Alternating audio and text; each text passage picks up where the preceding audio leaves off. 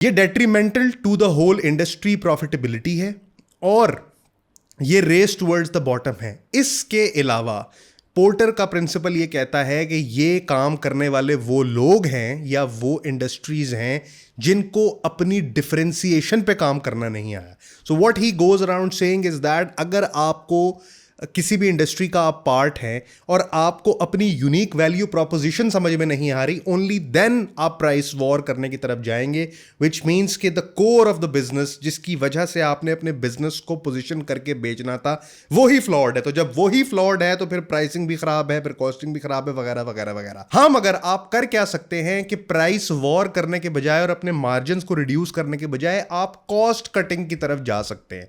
सो porter भी यही कहता है कि अगर आपको आपकी यूनिक वैल्यू प्रोपोजिशन पता चल गई है तो आप लॉस लीडर बनने के बजाय कॉस्ट लीडर बनने की कोशिश करें। वो एग्जांपल देता है वॉलमार्ट और आइकिया की।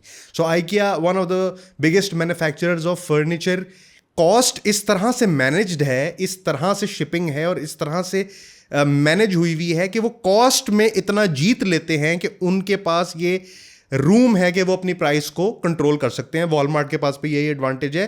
तो आप कॉस्ट लीडर बन सकते हैं, अपने सिस्टम्स को एफिशिएंट कर सकते हैं, अपने मार्जिन को रिड्यूस करने के बजाय अपनी कॉस्ट को रिड्यूस करें और लॉस लीडर ना बने। और इसकी सबसे बड़ी एग्जांपल पाकिस्तान में एयरलिफ्ट, आपको याद होगा कंपनी आई थी, सीड फंडेड थी, दे बिकेम लॉस लीडर्स। वो क्योंकि जब तक जीपी पॉजिटिव उनकी एक डिलीवरी नहीं होती, वो ये एक डिलीवरी में जब तक 3 ऑर्डर्स ना हो तब तक वो ग्रोस प्रॉफिट पॉजिटिव नहीं हो सकते थे। वो एक डिलीवरी में एक आइटम देने के लिए जा रहे थे जिसकी वजह से वो नेगेटिव में थे।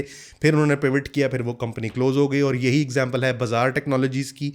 मुझे नहीं पता कि कॉर्पोरेट साइड को कितने लोग जानते हैं, ये जानना हो तो लिंक्डइन पे मुझे फॉलो कर ले, मैं इस तरह की इनसाइट्स देता रहता हूँ। और व्हाट्सएप का चैनल भी डिस्क्रिप्शन में दिया हुआ है। एनीवेज, बाजार टेक्नोलॉजीज आई, वो लॉस लीडर बन गई। क्या कि हम एफएमसीजी के पास जाएंगे, उनसे बल्क में माल उठाएंगे और लॉस पे ये माल दुकानदारों को बेचेंगे। जब कस्टमर एक्विजिशन का एक पूरे नंबर्स हमारे पास आ जाएंगे तो हम बतदरीज अपना रेट बढ़ाएंगे और रेट बढ़ाने के बाद हम ग्रॉस प्रॉफिट पॉजिटिव हो जाएंगे। बट द प्रॉब्लम इज कि एक दफ़ा प्राइस वॉर में पड़ गए, आपने लोगों को ये बताने की कोशिश कर दी कि मैं तुम्हें कम पैसों में चीज़ दूंगा, तो वो वाला कस्टमर क्योंकि प्राइस सेंसिटिव होगा, मैं आगे जाके इसको टच भी करूंगा, वो आपके पास प्राइस के चेंज होने से या प्रॉफिटेबिलिटी जब आप बाद में चेंज करने की कोशिश करेंगे नहीं होगा, क्योंकि आपने उनके दिमाग में गलत परसेप्शन बना दिया होगा।